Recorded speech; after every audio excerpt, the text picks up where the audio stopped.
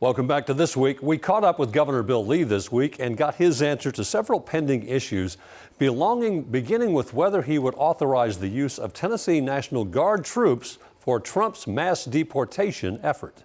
I am fully in support of the president's plan to remove criminals that are illegal immigrants. What I believe is that President Trump was elected saying what he wanted to do, and the people elected him in a very strong fashion, and I'm supportive of his strategies going forward. And if that includes utilizing the National Guard at the president's request, then I'll work together with governors across the country to do that. We don't know what that would look like because there's been no request for it. A new education voucher bill will top the legislative session and may result in a special session to deal with vouchers and hurricane relief funding. Well, there's nothing off the table. One thing we do know is that there are a couple of issues that are really important with respect to when they're addressed. They need to be addressed soon. And one of those is emergency relief as a result of Helene. There's legislation that needs to be passed. There's funding that needs to be determined, and it needs to be done earlier than later because those folks need relief there.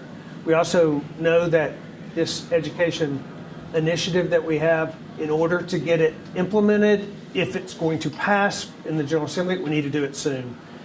We are finalizing a strategy and a plan for when and what that looks like, but it'll be soon. We haven't determined if and when there will be a special session, but we certainly are considering that because of the importance of getting these done, and they are important. They're important to Tennesseans, and the Helene relief has a timely nature to it, as do parts of the education.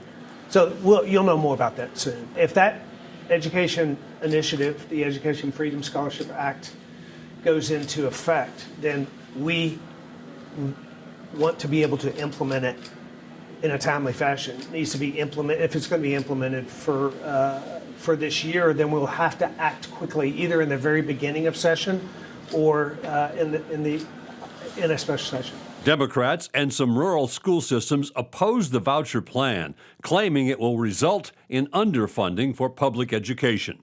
What's most important to me is that the taxpayer gets the opportunity to determine where their taxpayer dollars are spent. This is not the government's money, it's taxpayers' money. And it's put in for education for people's children. And if they choose to spend those tax dollars in a way that they think is best for their kid, then we ought to give them the opportunity to do that. And that's what education freedom does. It allows parents to decide, and not the government to decide, what the best school is for their kid. To the degree that we can do that, we should do everything we can to make it happen. TSU is in the midst of a financial crisis, blaming the state in part for massive underfunding over many years. The governor was asked about additional dollars for TSU. First of all, TSU is an incredibly important institution for our city, for our state.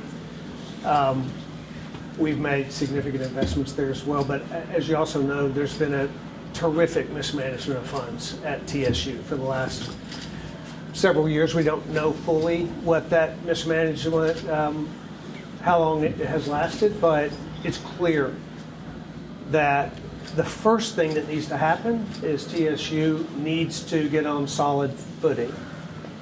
We replaced, or we appointed a new board of entirely new TSU alumni. They're very competent and they're very committed. And the General Assembly and the board at Tennessee State are working together. We're having very productive conversations about the path forward. They have a very difficult hill to climb there, but we are committed to making sure that the students at TSU get the type of education, the type of funding, and the type of support that they need. This will take, it's a journey. It'll take some time, but we've begun that journey and really encouraged the direction it's going. The Trump inauguration takes place January 20th, and Governor Lee plans to attend. I will be participating in I'll be attending the inauguration with other governors across the country, and I think it's really important that we work with President Trump and his administration. We plan to do so and are very hopeful and very encouraged about what that will mean for our state. We have a lot of folks that will be in the administration that have connections to Tennessee, so that's a good thing. At the end of the day, I'm advocating for this state and for the people in this state, and we'll do so with the Trump administration much as we possibly can. That will do it for another edition of This Week. We hope to see you back here next weekend for another edition of This Week. Between now and then, you have a great and safe weekend.